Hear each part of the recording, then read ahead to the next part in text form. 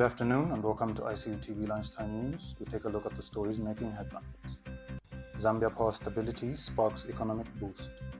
MOH, AU Nepad developed digital strategy to tackle youth substance abuse. Zambia steps up value addition drive in mining sector. In international news, Pakistan strikes Afghanistan as Prime Minister says forces ready to crush Taliban.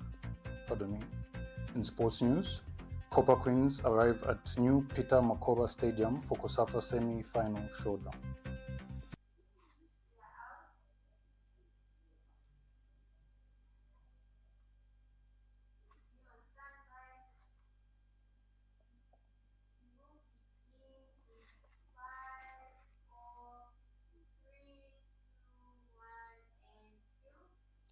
With the news in detail, my name is Ernest Daka.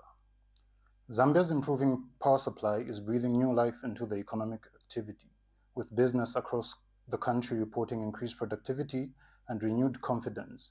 Investments in electricity generation, energy diversification, and improved sector management are reducing outages and cutting dependence on costly alternative power sources. In Lusaka's Garden Chilulu area, welding and fabrication workshops that once struggled with frequent interruptions are now operating consistently, meeting deadlines, training young apprentices, and expanding output. Information and Media Director, spokesperson Harry Kapata has more. In Garden Chilulu, right here in Lusaka, the sound of welding machines is back. For months during the worst drought in decades, many small-scale welders right here in Lusaka struggled to keep their businesses alive. Power shortages slowed production. Generators became the only option. Fuel costs rose. Jobs were delayed. Orders were cancelled. Livelihoods were under pressure. Today, the picture is changing. Tulipata challenge ikulu sana. Nomba pa compared na inoshita at least fifina kuti limbi umunobe ukweteko nchito kuti akusuni nako kanono wabombako wakomboka kona na something. Nomba idenshita takwali wako ati bonse nenchito shire twalefirwa nokukwata. Amalaiti yafuire yapitilira. Ekutwafuirisha twingalomba ko kuti batu wafuirisha kumalaiti yapitilire ifine tule kwata amalaiti. Pantu chilanguka ko kwebenenga na kwataka nchito kubomba fast wachita deliver kuli customer wakupera kandalama mwamuku isonga ngolo pofira fili. With electricity supply stabilizing and load shedding significantly reduced, welding workshops are operating longer hours. Machines run without interruption. As you can see, these are the kinds of business President Hakainde Hichilema says have kept government awake because they do more than weld metal. They hold families and communities together. Delivery timelines are improving. Costs linked to generator fuel have fallen. Welders play a central role in Zambia's infrastructure and housing expansion. Every gate, window, frame, shop, structure, market, stand, and reinforced housing unit depends on their skills. Mukarache simsebenza malaiti kulibe kakomboka ulibe bokudya mwendo nkarache kunyumba kulibe bokudya so inavuta maningi abana babiri apa government yatanza because ukaenda kunyumba uenda kona ndio na chani ugula kukaonga so che pangono bapitize se kusapeleka che malaiti. When their machines stop, construction slows. When they operate smoothly, communities grow. Several welders in Garden Chilulu say stable power has restored confidence. They no longer factor in unpredictable generator expenses. They can quote customers with certainty.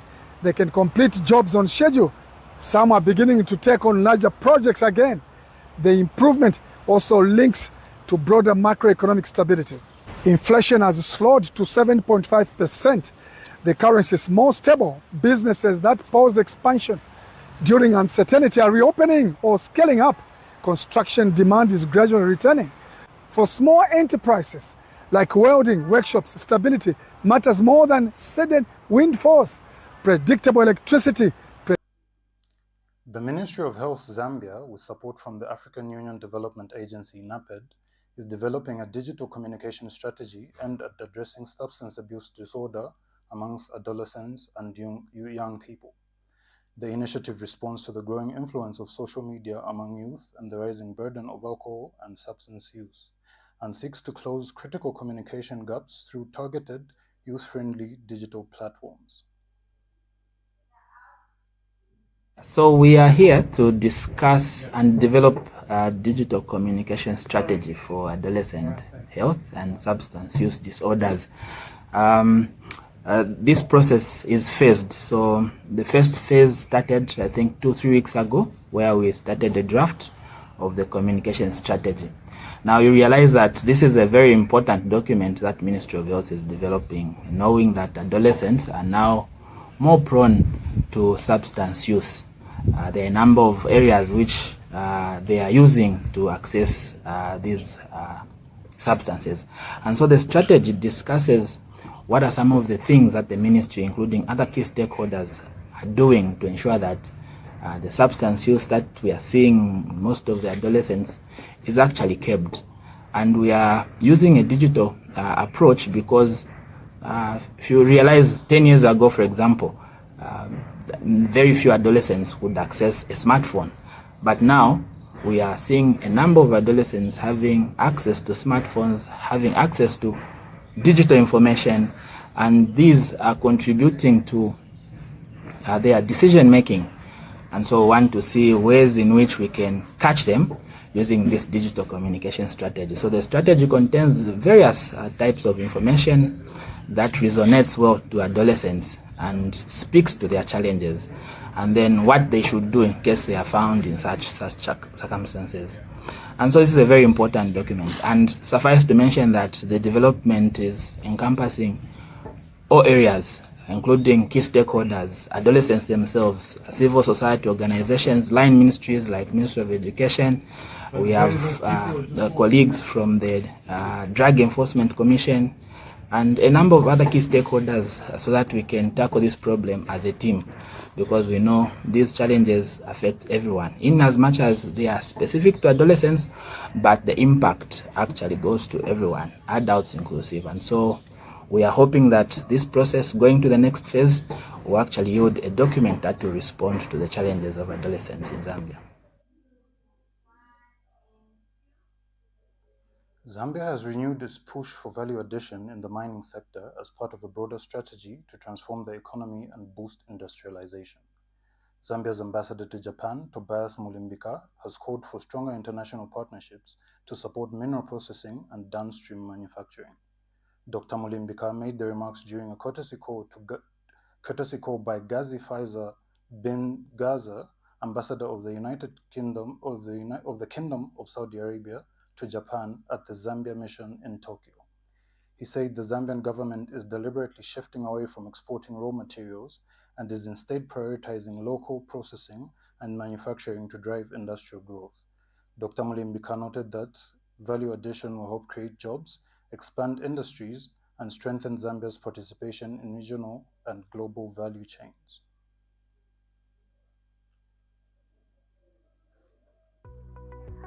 The Information and Communications University is driving the thrill for the nation in research and development.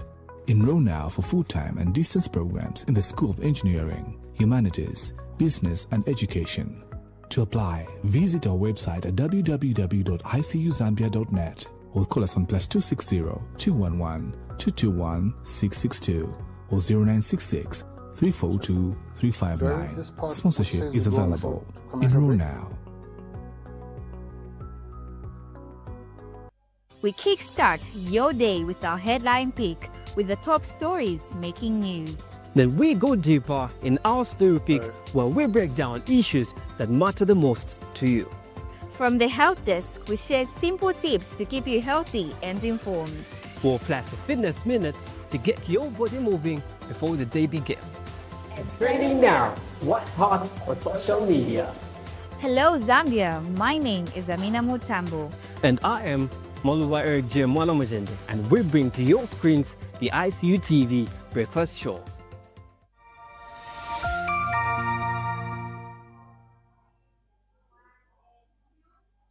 Welcome back.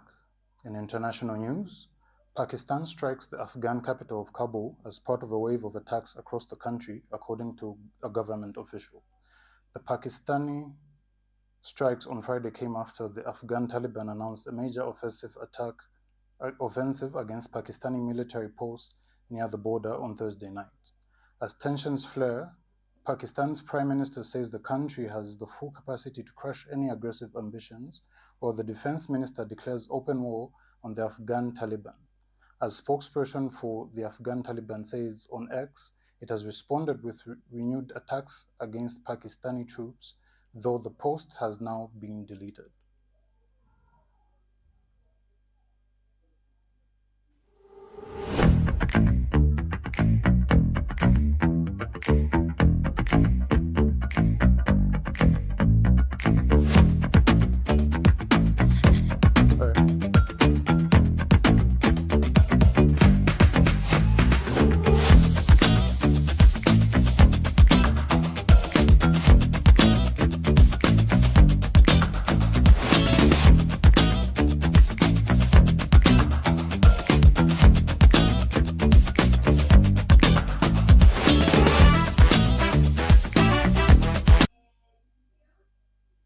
In sports, the Copper Queens have arrived at the new Mokaba Stadium ahead of the crucial semi-final clash against Namibia at the Cosafa Women's Championships. The Zambia will face Namibia in the first semi-final of the Hollywood Bets Cosafa Women's Championship 2025, with a place in the final at stake. The Copper Queens are aiming to build on the strong tournament performance as they seek to secure another appearance in the regional showpiece.